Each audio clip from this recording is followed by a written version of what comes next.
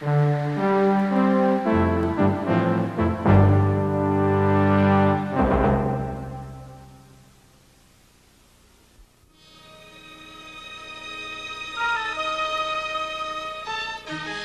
remarkably sensitive and accurate, the human eye is an extremely limited device, a surprisingly narrow window on our world.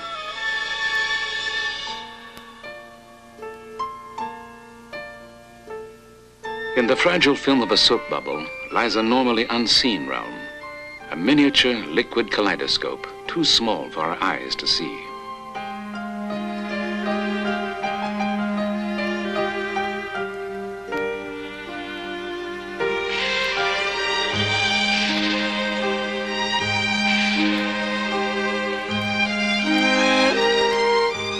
Vivid detail is also hidden within an instant of time.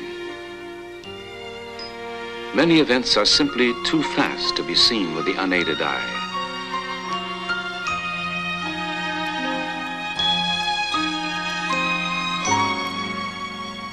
When time is compressed, once motionless sights magically come to life. A voracious army of fire ants devours a helpless cricket. It is an awesome day-long process, too slow for us to notice.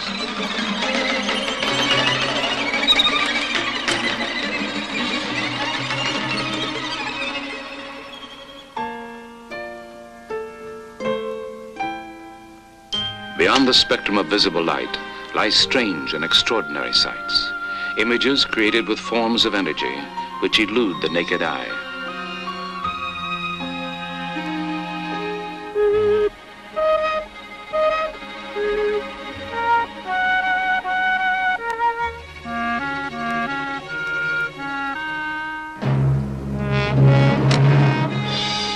Today, as never before, cameras and other instruments that see are radically expanding the limits of our vision and knowledge, and altering forever our image of the world.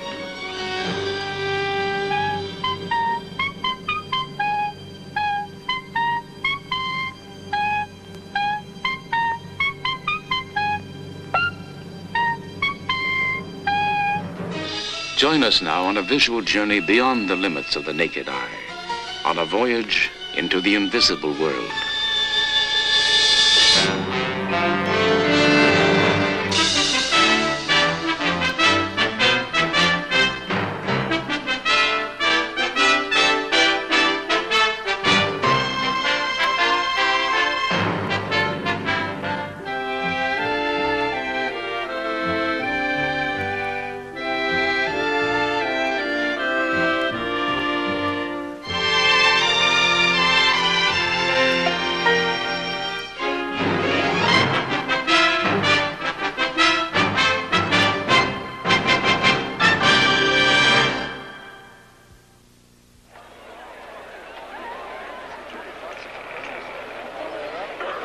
We are visual creatures, reliant on our eyes as our primary link with the world.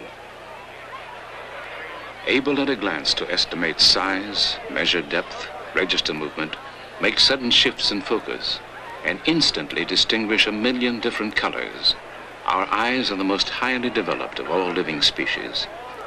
Yet despite our eyes' amazing powers and remarkable versatility, there are infinite sights around us to which we are totally blind.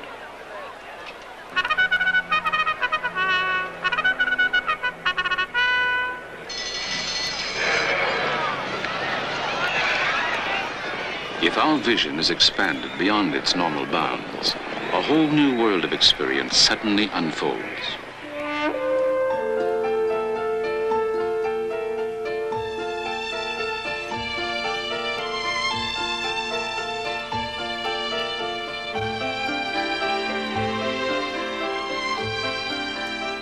Through the specialized eyes of cameras come new dimensions of seeing.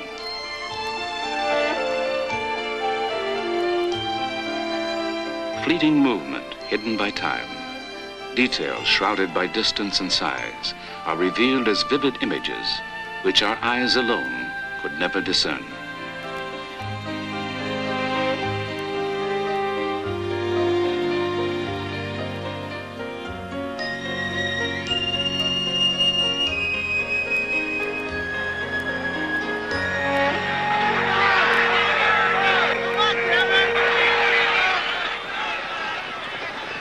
camera must often come to the aid of our blinkered sense of sight.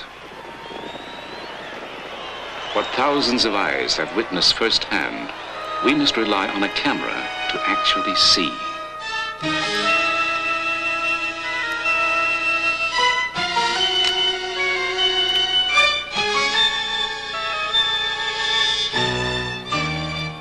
Possessed with powers to reveal the world in myriad ways that our unaided eyes cannot, cameras and other imaging tools are extending enormously the limited reach of our vision, probing once distant and unimagined realms that lie hidden all around us.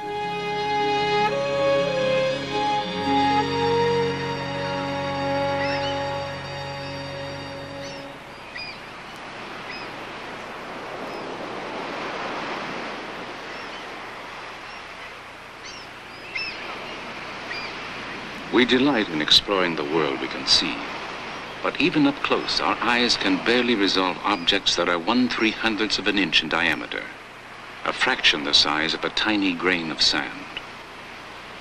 What seems very small in human scale is but the threshold of a microcosm beyond the limits of our eyes. In a tiny drop of water, a bounty of life too small to see.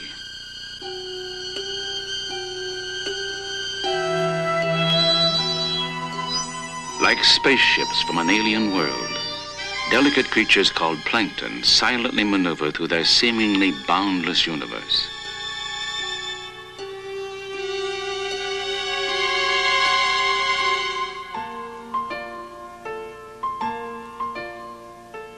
Completely unknown until the invention of the microscope some 400 years ago, the discovery of plankton and other microlife provoked unparalleled wonder. When seen for the first time, it was difficult to believe that living things could be so small, that a single drop of water could contain a miniature world.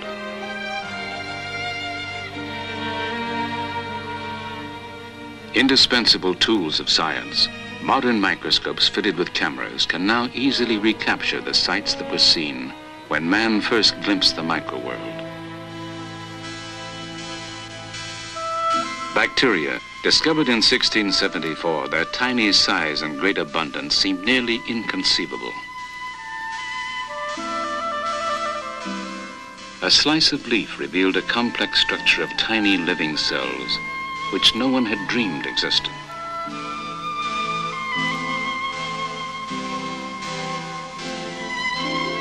Blood was seen to be composed of millions of free-floating corpuscles.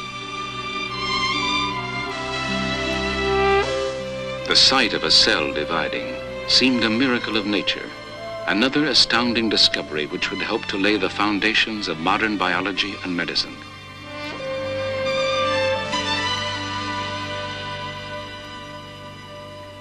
With a microscope that filters the direction of incoming light, the composition of the physical world can be vividly explored.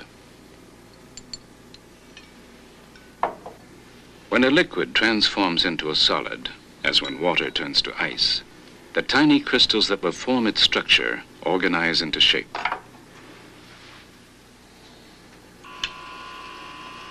Recorded on film at actual speed, we can witness the otherwise invisible process known as crystallization.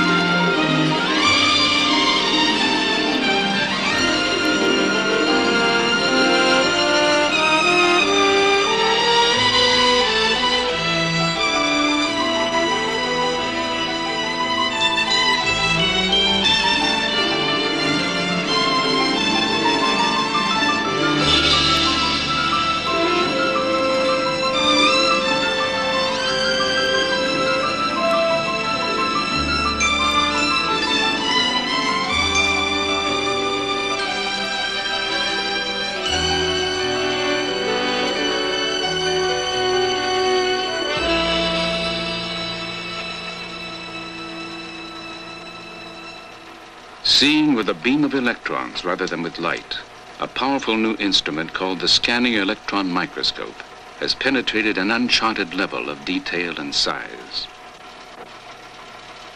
For David Scharf, a researcher and photographer, it is a means to explore a whole new world of inner space.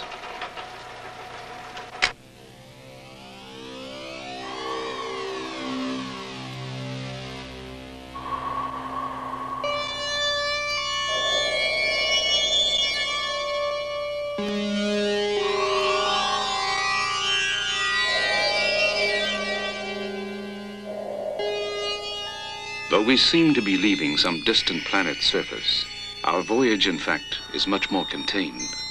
The cratered terrain we have left behind is the surface of a moon rock, the size of a grain of sand.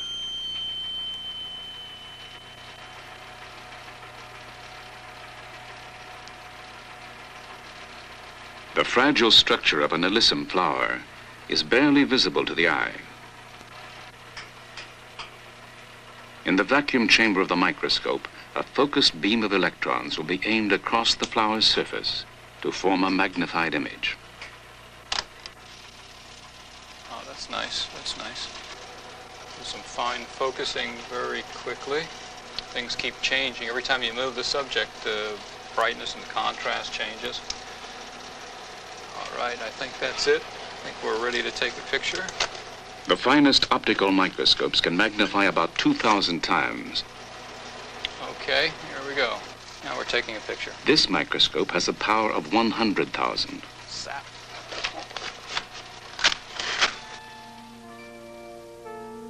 Through the microscope's probing eye, the tiny flower reveals a delicate structure of unexpected complexity.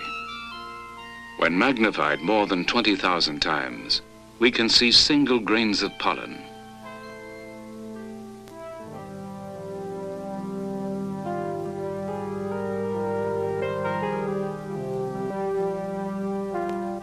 If we spy a little closer on the intimate places we know, we might come to feel like strangers in our own familiar world.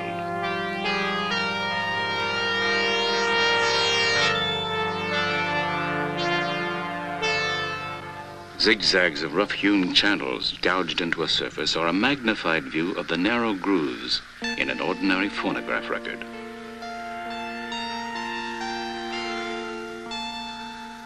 This barren, rutted terrain is not as remote as it seems. It is the porous surface of the tip of a ballpoint pen.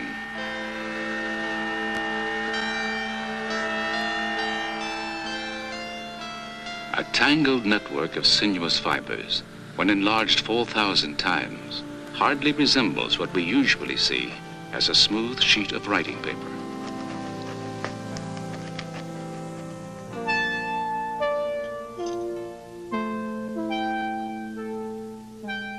On the surface of an egg, a tiny hairline crack becomes a world unto its own.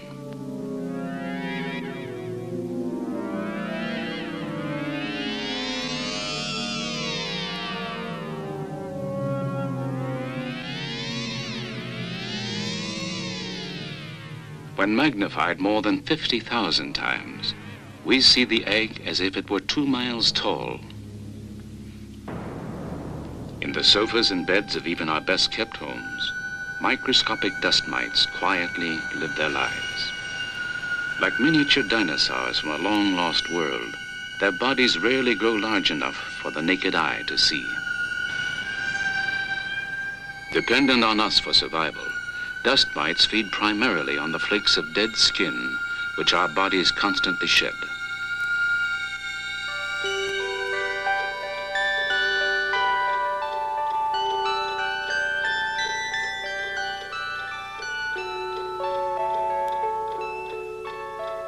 What at first sight appears to be a crude medieval machine is actually a precision instrument nearly all of us depend on.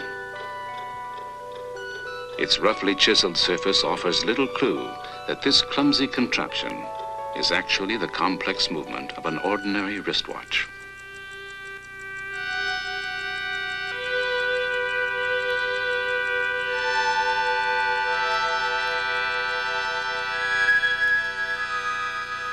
Our skin itself hides a miniature world from the normal view of our eyes. When seen at high magnification, an alien landscape appears.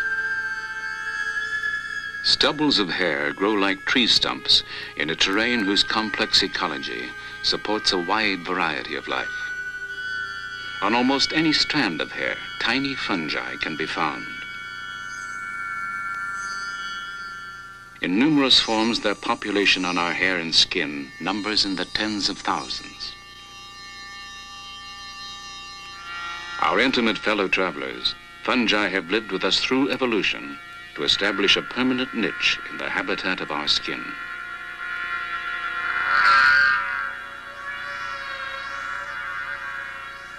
In the roots of everyone's eyelashes live tiny mites called Demodex funicularum. Apparently, they cause us no harm, but why they are there and exactly what they do have yet to be discovered. The varied micro-landscapes on the surface of our bodies can also fall prey to less desirable guests. Meet Pediculus humanus capitis, the headlouse, a tiny and bothersome pest which lives its life firmly attached to a single strand of hair. Sarcoptes scabii, the scabies mite, is a microscopic creature that makes a comfortable home by burrowing directly into the skin.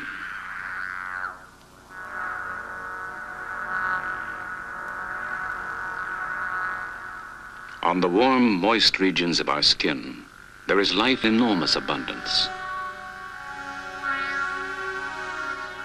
Bacteria, the simplest form of free-living life, are constantly with us.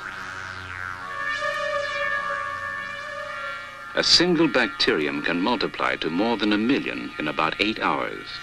And no matter how much we wash, millions remain on our skin.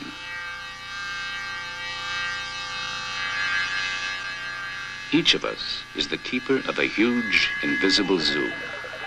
In fact, at any given time, there are as many creatures on our bodies as there are people on Earth.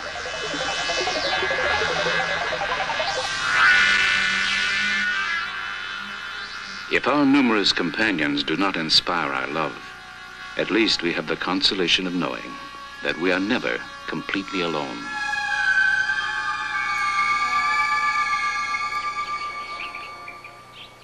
At the Enrico Fermi Institute of the University of Chicago, a new frontier of the micro-world has recently been bridged.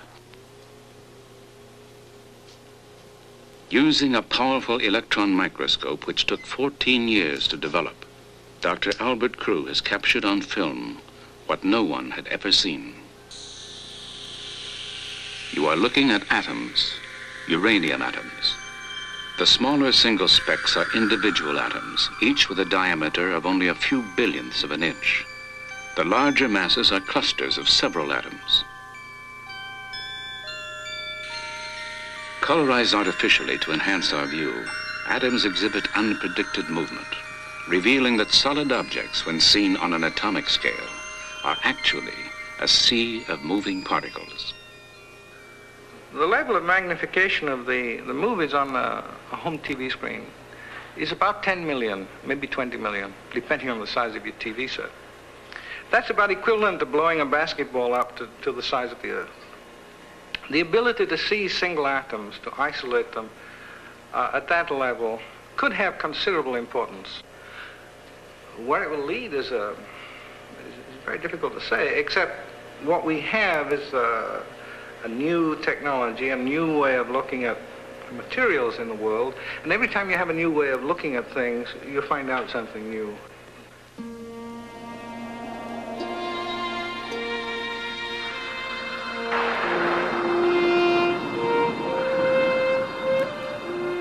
We are exiled from other worlds by time as well as by size.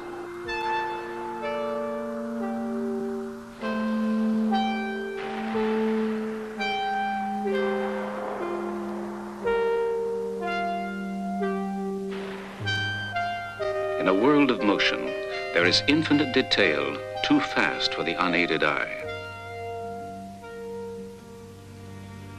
In the 1870s, an ingenious photographer, Edward Muybridge, invented a way to record movements normally too quick to be seen. A wager about the stride of a running horse brought Muybridge to the stock farm of a wealthy Californian.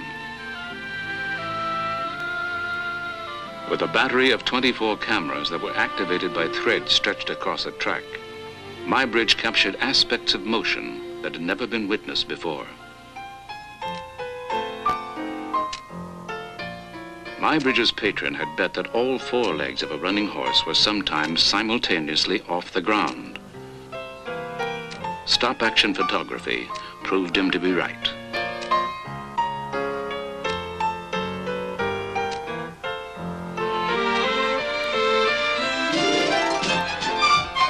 By projecting his photographs in rapid succession, the first motion pictures were born.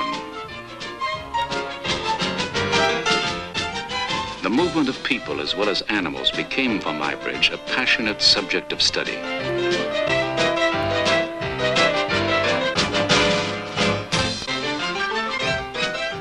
Much more than just a technical curiosity, Muybridge's pioneering work was the first photographic analysis of the dynamics of physical motion.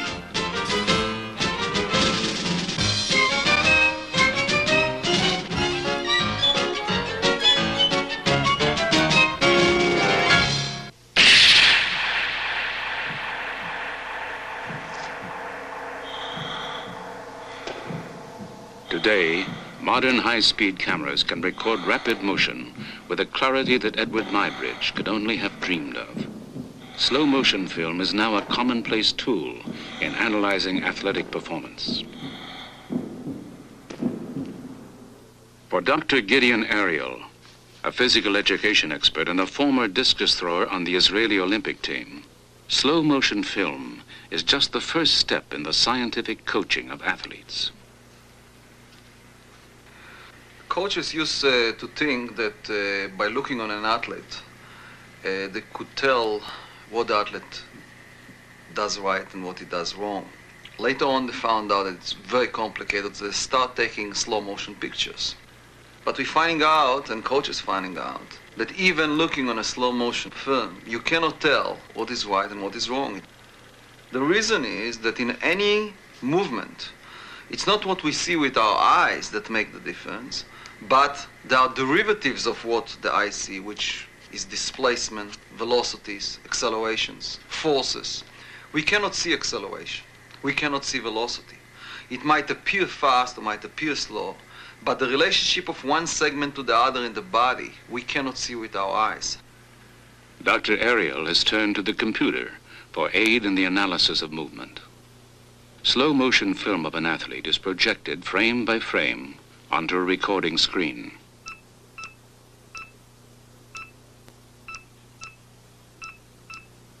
Each touch of a sonic pen transmits into the computer memory the dynamically changing positions of the athlete's joints and limbs.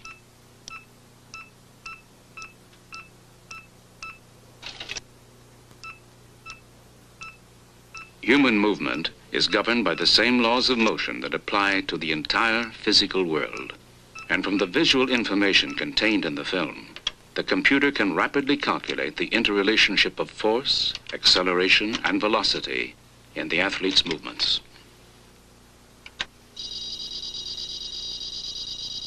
Computer-created images combined with a mass of numerical data can pinpoint where athletic technique is hindering performance.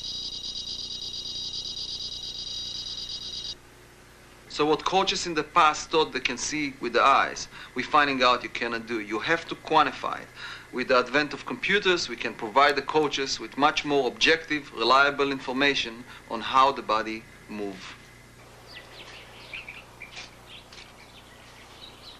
Dr. Ariel's computer analysis of Olympic discus thrower Mac Wilkins revealed that useful energy which would affect his throw was being wasted on ground friction.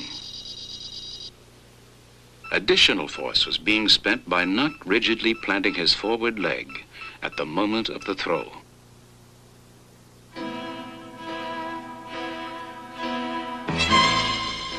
Based on this analysis, Wilkins altered his throwing technique.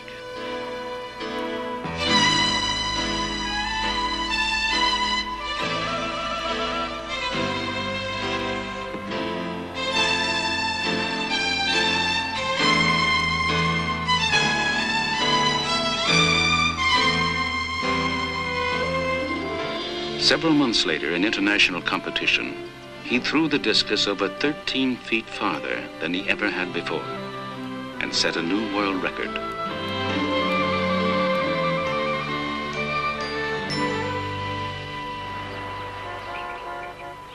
In a remarkable laboratory at the Massachusetts Institute of Technology, time and motion are dramatically dissected.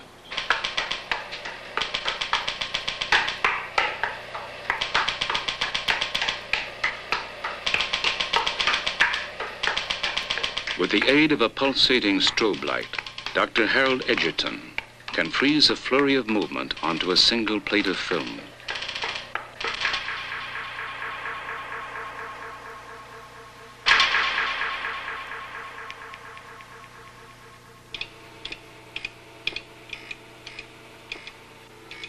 Dr. Edgerton developed the strobe light in 1931. Unable to see how electric motors behaved when they rotated at various speeds, he designed a light which could flash so quickly and brightly that motion seemed to stop.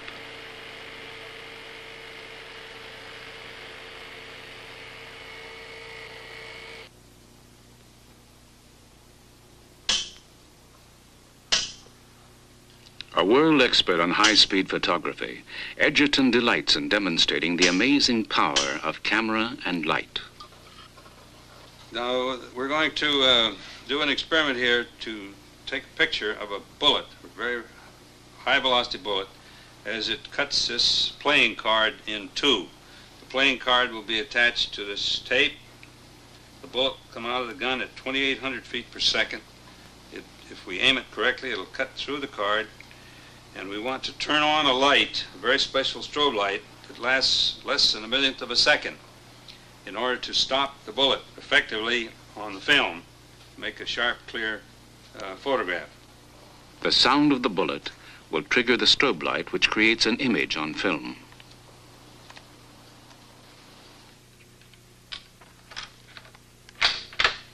A first shot will test Dr. Edgerton's aim. Here we go.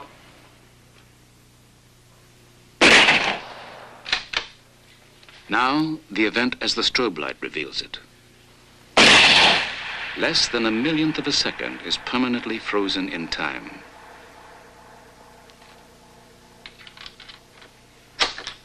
Another striking example of the strobe's revealing power is what Edgerton calls making applesauce.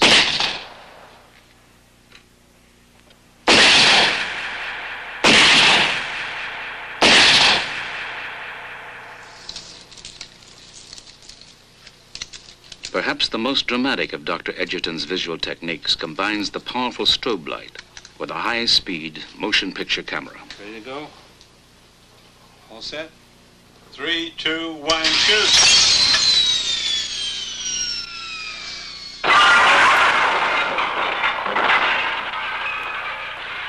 Stretching events thousands of times reveals invisible detail that can be seen and studied in no other way.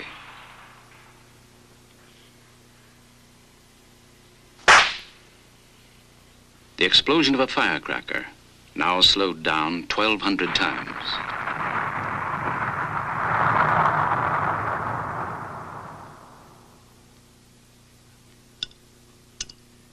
Examine the plop of a milk drop 200 times slower than usual. And it becomes a magical vision of hydrodynamic behavior.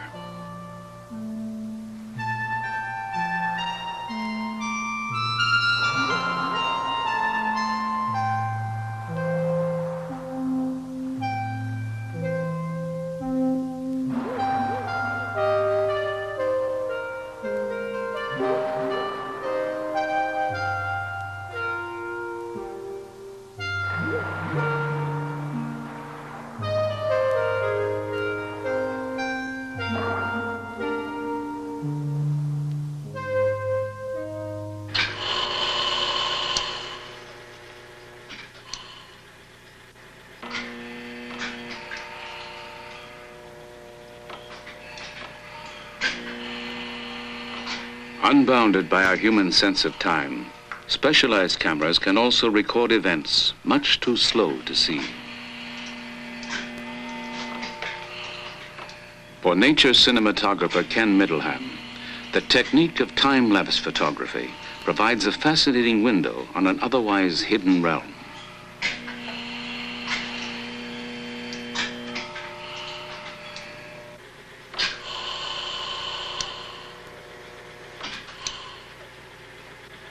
By taking single photographs at longer than normal intervals, time and events are compressed into a dramatic new scale. The 2 weeks it takes for an orange to spoil are telescoped into several seconds.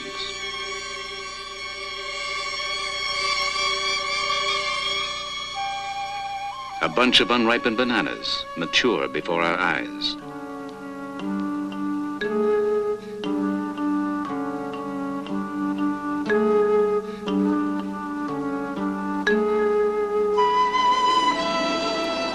The natural world is alive in ways we cannot see, constantly in the process of incredible transformation. Over a period of days, tiny worms devour the leaf of the tree.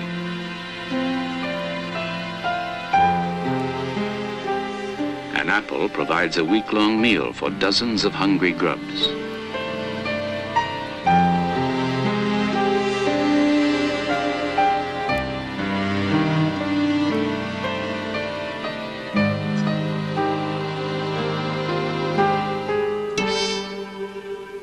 In only 4 days, a dead field mouse is consumed by a mass of maggots.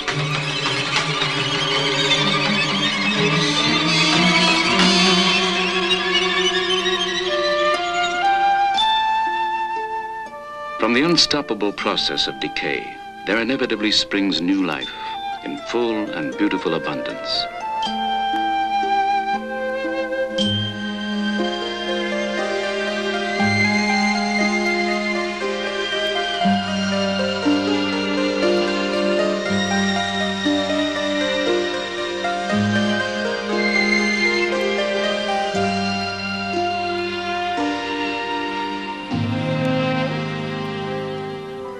Even the passage of years is not a barrier for the time-lapse camera.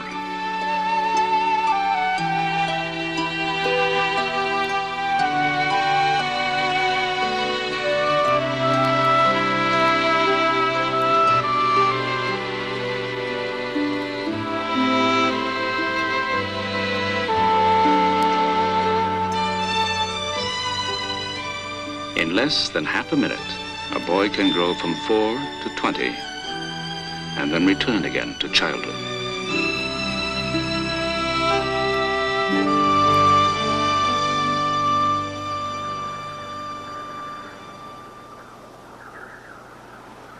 Our eyes perceive the world only in the language of light. Yet light, visible light, is but a narrow slice of energy contained within an infinite spectrum of electromagnetic waves that constantly vibrate all around us.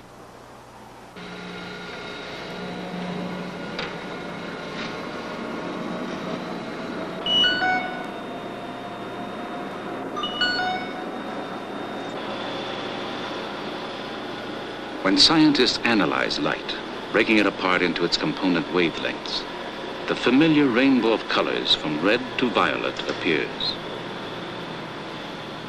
Colors are the brain's code for the wavelengths of light we can see.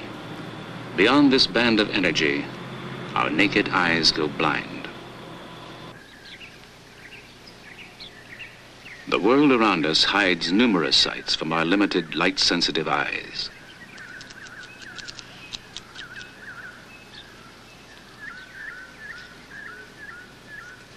By equipping a camera with a sensitive filter, we can see the world reflected in ultraviolet light, the invisible wavelengths of energy beyond the color violet.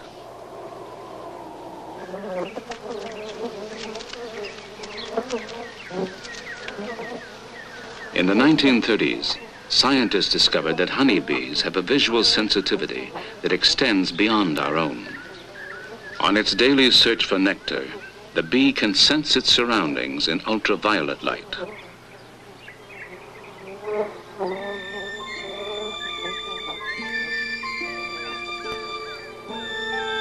Some flowers we see as solidly colored have a very different appearance to the bee. When viewed in ultraviolet light, new shadings and patterns appear.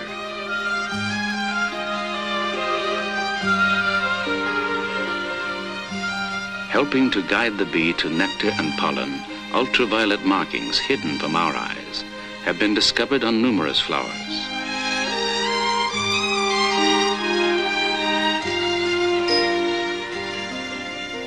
Unseen ultraviolet rays stream abundantly from the sun, but they are only one kind of invisible light that we must rely on cameras to reveal.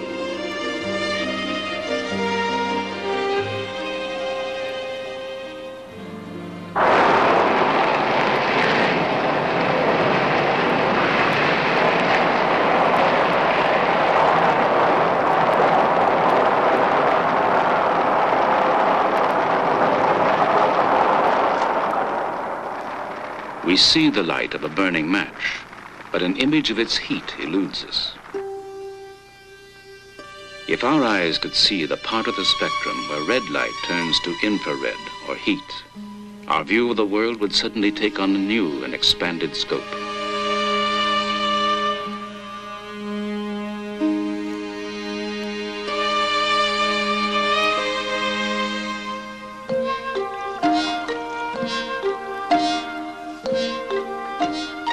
A technique called Schlieren photography allows us to see heat energy that constantly flows all around us.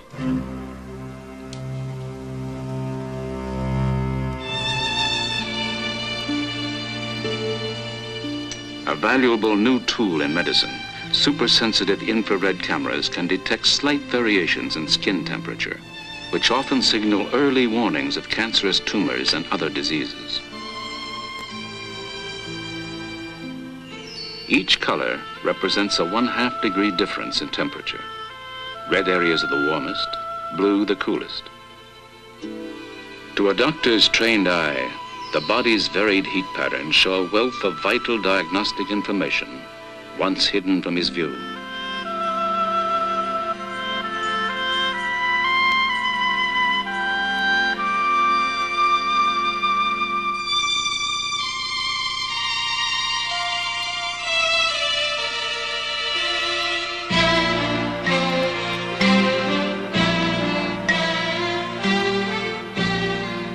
By photographing a subject with visible light, only the outer surface details are recorded by the camera. Using another form of energy, invisible to the eye, we can penetrate solid matter and create an image on film.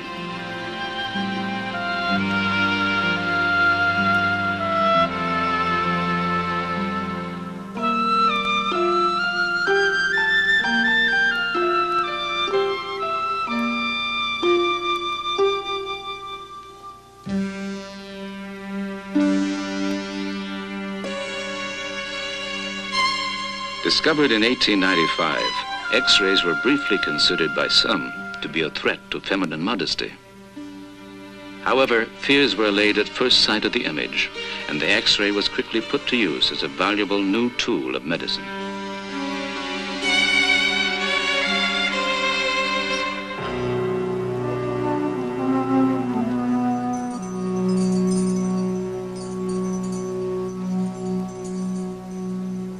Today, the power of the X-ray is expanding our knowledge of the past. When fragile Egyptian mummies are subjected to modern X-ray analysis, scientists gain new insight into their little-known culture and lives.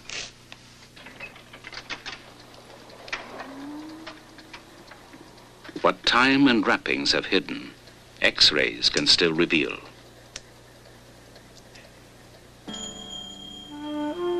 X-rays of Yuya, a royal advisor, show obvious dental disease. Fuya, his wife, suffered painfully from arthritis and a badly curved spine. The infant Pediamen received a less than noble burial. His arms were amputated, and his legs were broken to fit an undersized coffin.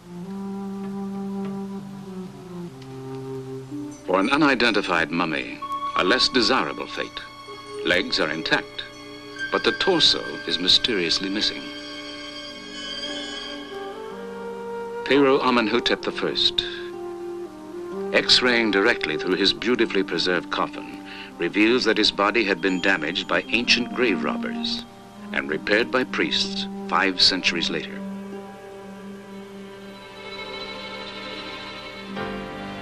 Perhaps no pharaoh is better known than the young king Tutankhamun.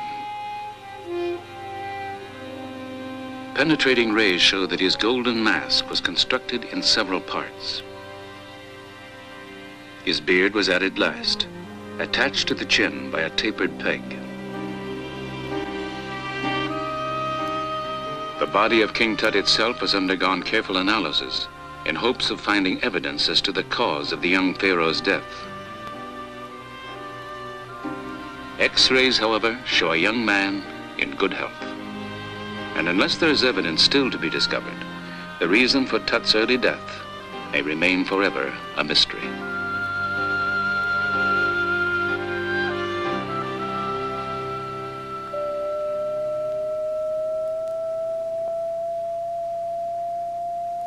Sound, like light or heat or X-rays, radiates all around us in the form of vibrating waves.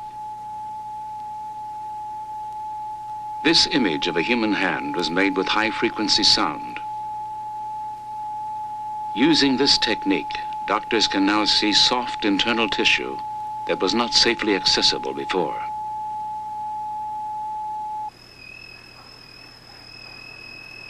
Sensitive sound imaging cameras are today revolutionizing prenatal care. Okay, I'm just going to get one quick look. A tiny developing fetus can be seen and monitored during growth in the womb.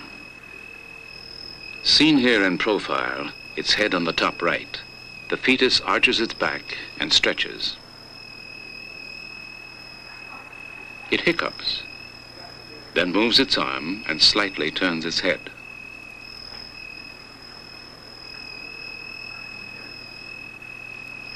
The baby's now sort of turned around and it's looking at us to see what we're doing.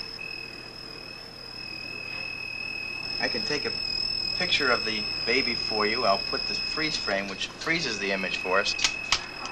Today, a mother's first baby picture is often made with sound before the child is born. Pretty good. See there, baby's head. But everything else looks fine. The baby's moving around a lot. Baby's heart is beating fine, and you have a normal amount of amniotic fluid for this time. Who does it look like? You or Brad? I think it looks like me.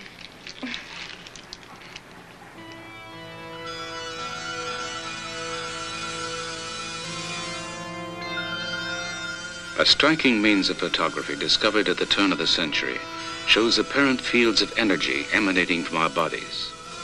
It is known as Kirlian or electrophotography, and almost everything filmed with this technique shows an active surrounding aura.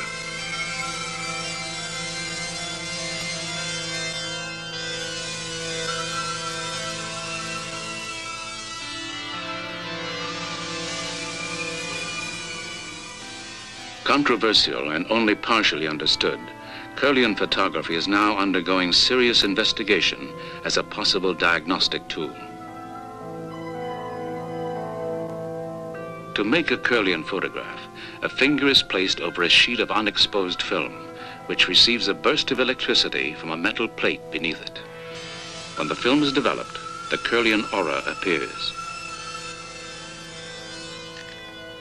Dr. Thelma Moss has conducted research on Kirlian photography at UCLA. People are always asking, what is this Kirlian photography all about? And the answer is, nobody really knows, but we've got some ideas that are intriguing to us because they are not the conventional ideas about what exists around the human body. We believe that not only is there air surrounding us, but that we are emanating something from ourselves that is energetic, bioenergetic if you like, and that tells us a great deal about what's going on inside the body. Kirlian fingertip images taken over several hours vary their intensity as a depressant drug takes effect. A mild stimulating drug seems to cause an activating pattern.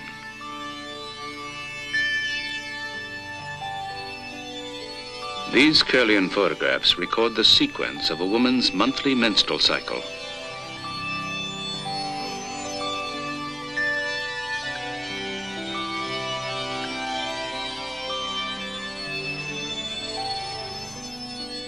a yogi's hands before and then during a state of deep concentration.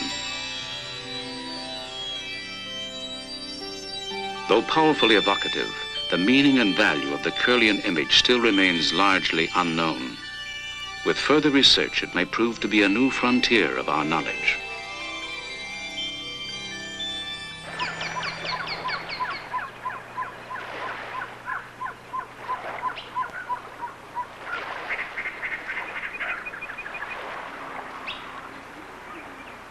At the Fermi National Accelerator Laboratory near Chicago, we are being brought ever closer to an ultimate frontier. With huge exotic equipment, scientists are working to better see and understand the smallest possible particles of which all matter is made. Only 25 years ago, atoms composed of protons, neutrons, and electrons were regarded as the smallest basic objects. Today it seems that atoms are built of even tinier things called quarks.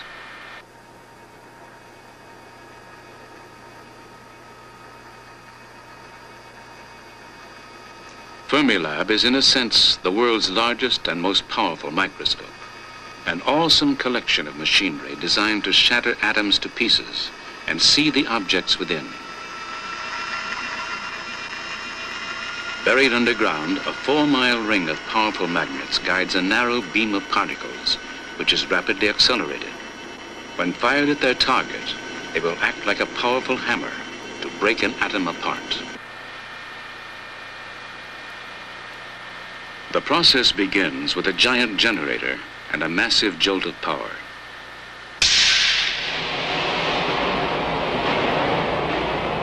Hurled within seconds to nearly the speed of light, the beam of particles is aimed to strike the tiny nuclei of atoms. The collision will be photographed by several sensitive cameras.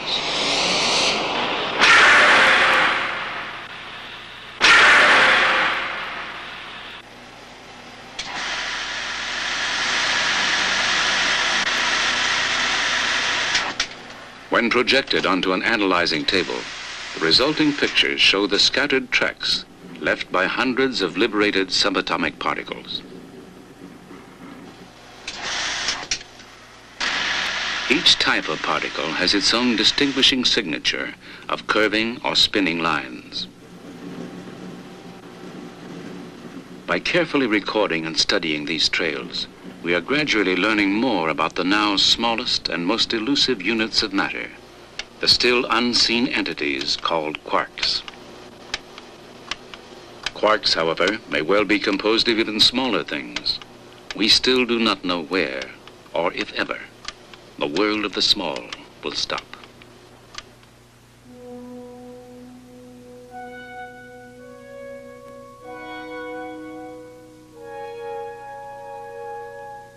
High above the Sonoran Desert near Tucson, Arizona, the Kitt Peak National Observatory is focusing our vision onto the realm of the very large. The world's biggest collection of astronomical instruments, Kitt Peak is dominated by the 19-story dome of the powerful Mayall telescope.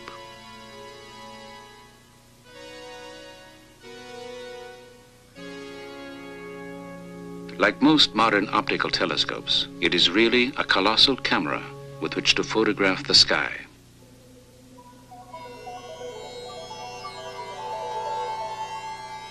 Galaxies. Only 60 years ago, their existence was just a theory. But with the construction of larger and larger telescopes, thousands were seen and photographed. Today, astronomers estimate that the universe contains at least 100 billion galaxies, each with 100 billion stars.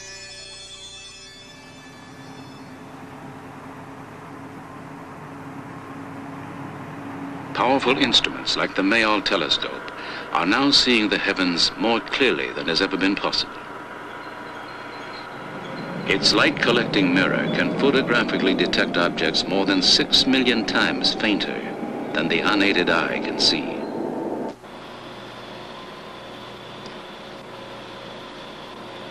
Astronomers today rarely look through a telescope directly.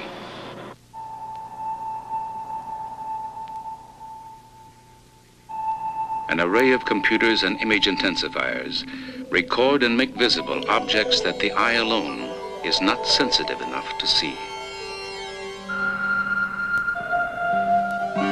Artificial colorizing shows subtle details that would otherwise be missed. Revealed on the telescope's computer enhancement screen, the world's first image of the surface of a star other than our sun. Known as Betelgeuse, it lies 600 light years from Earth. The computer-colored contrasts on its surface are believed to be huge regions of varying hot and cold.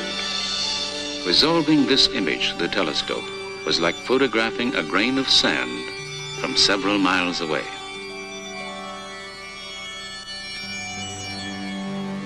Probing ever deeper into the enormity of the sky, the powerful eye of the telescope is extending our horizons toward the limits of space and time. From this exploration, new and astonishing sights are offering clues to such baffling questions as, what are stars? How do galaxies form? Does the universe have an end?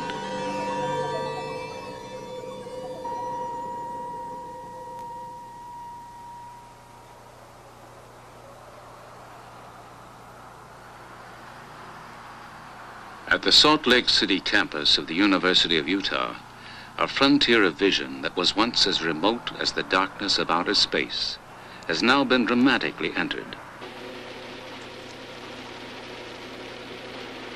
Craig has been totally blind for 15 years. But in a bold experiment, doctors have surgically implanted on the visual cortex of his brain an array of 64 tiny electrodes. This ingenious feat of medical engineering allows Craig to be literally plugged in to the outside world.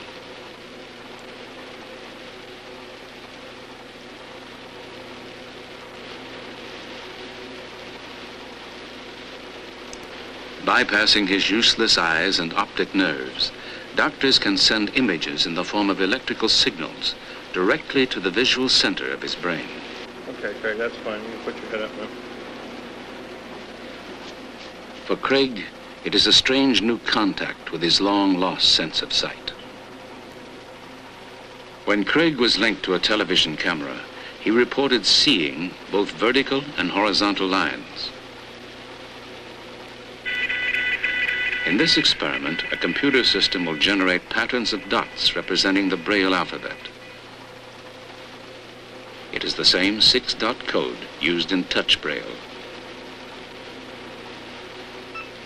The images that Craig sees will appear something like this. Are you ready, Craig? Yes, I am. Alrighty, fine. Jerry, give Craig a cue when you start. Go. First word. I. Okay. H. A. D. And. A. C. A. T. Cat. A. N. D. And. Craig has little trouble seeing the letters that will form a sentence, but scientists are working toward even more dramatic goals. I had a cat and ball. Researchers now foresee a day when a miniaturized system, including cameras for the eyes, electronics in the glasses, and electrodes on the brain, will provide artificial vision for the blind.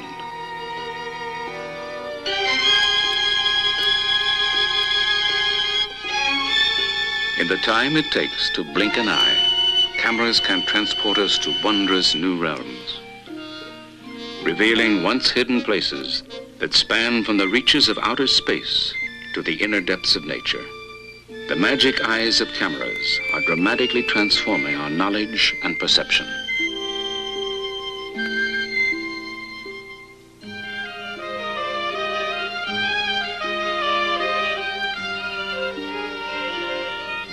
In coming years, our vision of the world will be stretched to newer boundaries. For today, we have only begun to explore the invisible worlds all around us.